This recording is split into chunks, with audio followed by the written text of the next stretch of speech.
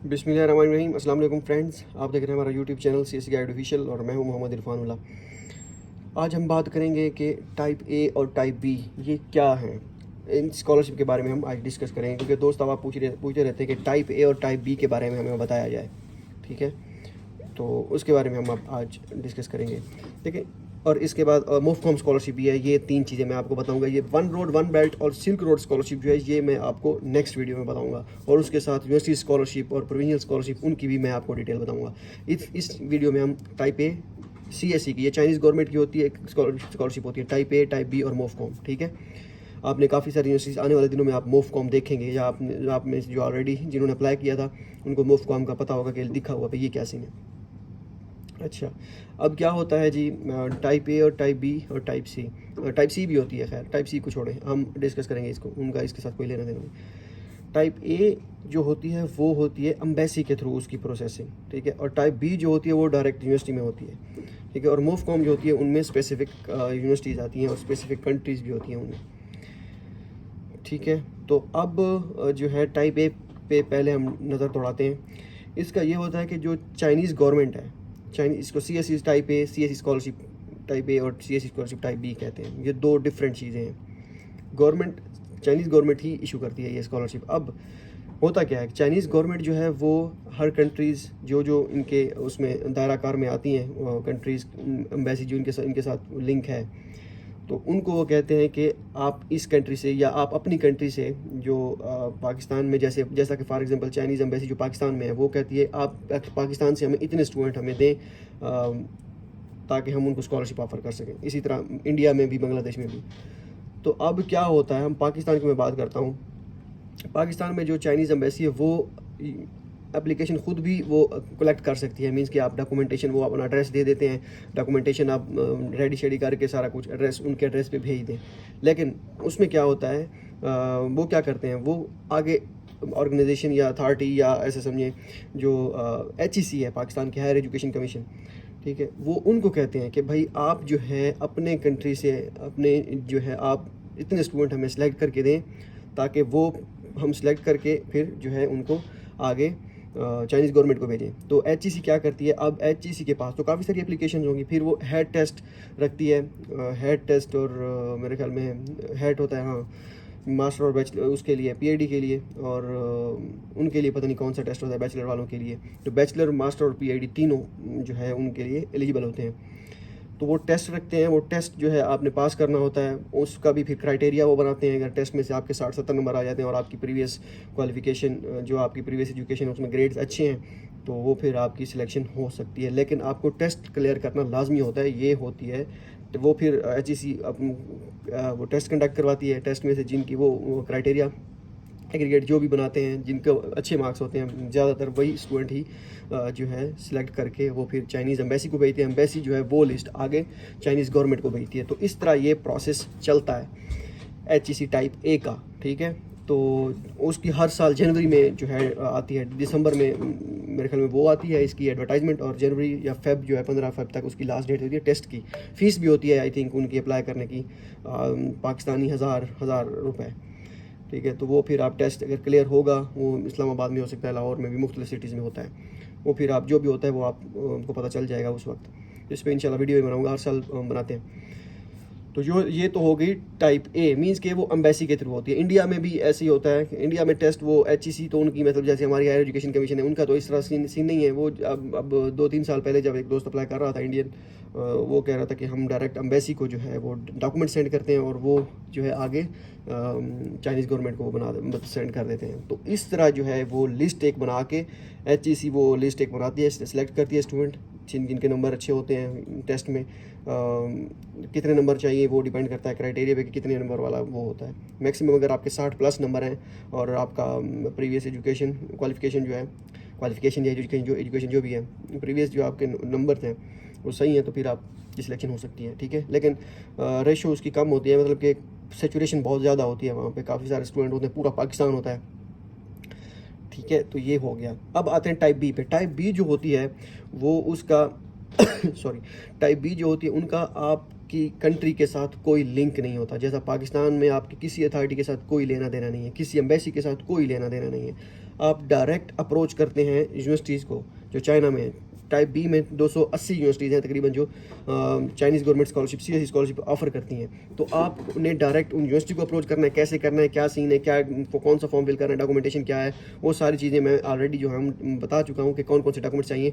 लेकिन किस यूनिवर्सिटी का एडमिशन स्टार्ट हो गए, किसकी डेडलाइन बाकी है, कितनी बाकी है, ब्ला ब्ला ब्ला, वो सारी चीज़ें आने वाले दिनों में इंशाल्लाह वो जैसे एडमिशन स्टार्ट होंगे नवंबर में तो वो हम आपको बताएंगे। अगर ज़िंदगी बाकी तो इंशाल्लाह मैं आपको बताऊँगा, डोंट वरी। ठीक है, आपने सिर्फ ओवरव्यू लेना है कि ये है क्या चीज़। अगर आपको नहीं पता, अगर आपको पता है इट्स ओके। ठीक है, तो ये हो गया। टाइप बी में जो है 280 यूनिवर्सिटीज़ होती हैं, उनमें आपने एक में अप्लाई कर सकते हैं। पहले 2018 और 19 में जो था 18 तक आप 280 यूनिवर्सिटीज़ हैं, आप 280 में अप्लाई कर सकते थे, कोई लिमिट नहीं थी उसका। होता ये था कि लड़के मुख्तलिफ यूनिवर्सिटी से सिलेक्ट हो जाते थे तो वो फिर मसला होता था। फिर उन्होंने क्या किया, 2019 में आप 3 यूनिवर्सिटीज़ में अप्लाई कर सकते हैं कि 3 के से ज़्यादा अगर आपने किया तो आपकी एप्लीकेशन रिजेक्ट कर दी जाएगी। तो 3 में ही आप अप्लाई कर सकते हैं। 2020 में भी यही रूल था। पहले तो 3 में उन्होंने कहा था 2019 में कि भाई आप 3 में अप्लाई कर सकते हो, लेकिन आप फॉर्म जो है मल्टीपल सबमिट कर सकते हो। मीन्स कि एक अकाउंट बनाया, उस पर अप्लाई कर दिया एक यूनिवर्सिटी के लिए, दूसरे अकाउंट, तीसरा मतलब मुख्तलिफ ईमेल से। 2020 में उन्होंने क्या किया कि आपका 3 से ज़्यादा फॉर्म सबमिट ही नहीं होते थे। पोर्टल अलग अलग, 3 से ज़्यादा सबमिट ही नहीं होते थे आप, क्योंकि आपका पासपोर्ट नंबर और सारा कुछ जब डिटेल पुट करते थे, 3 जब फॉर्म फिल कर लेते, चौथा आप करते थे, वो कहते नहीं आपकी एप्लीकेशन पूरी हो चुकी हैं। ये हो गया।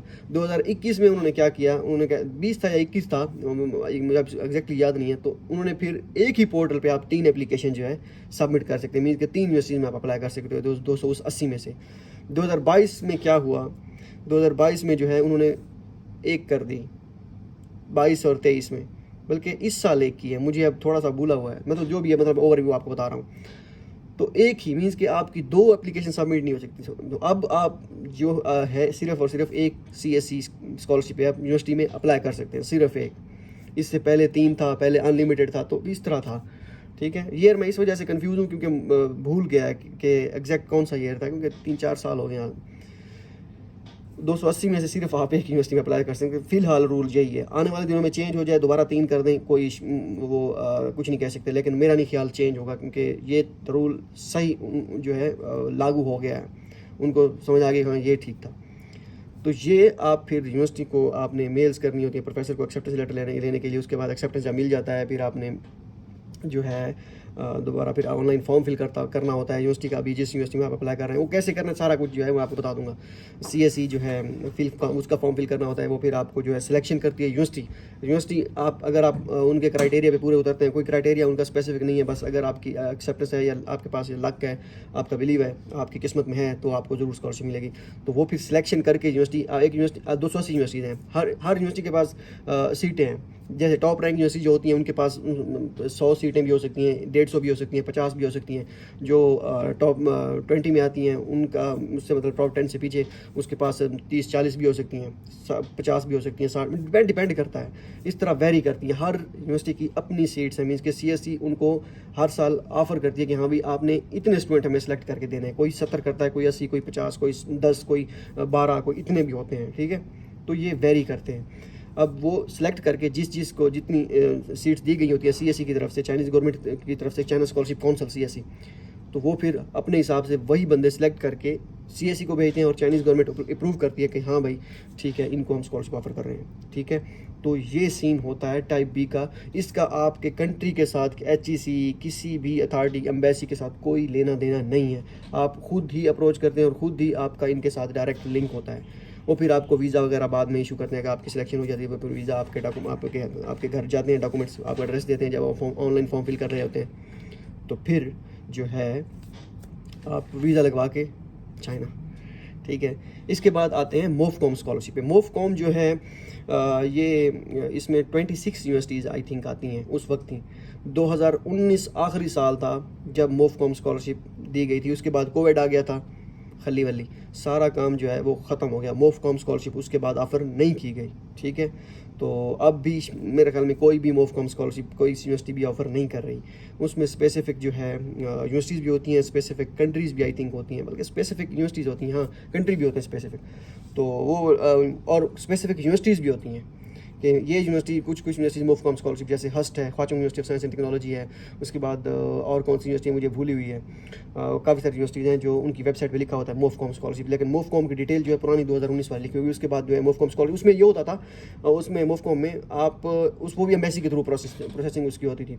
आपने डॉक्यूमेंटेशन तैयार करनी होती थी, आप डॉक्यूमेंट्स तैयार करके हार्ड फॉर्म में आपने एम्बेसी एड्रेस दिया होता था एक, आप हार्ड फॉर्म में अपने डॉक्यूमेंट्स एम्बेसी को सेंड करते थे, मुतलका एम्बेसी जो आपकी कंट्रीज़ में चाइना की होती है वहाँ पे सेंड करने होते थे, और वो सिलेक्शन करके फिर जो है वो चाइनीज़ गवर्नमेंट को देते थे, और वो फिर आपको स्कॉलरशिप ऑफर करते थे जिस यूनिवर्सिटी में आपने ऑनलाइन फॉर्म फिल किया होता है।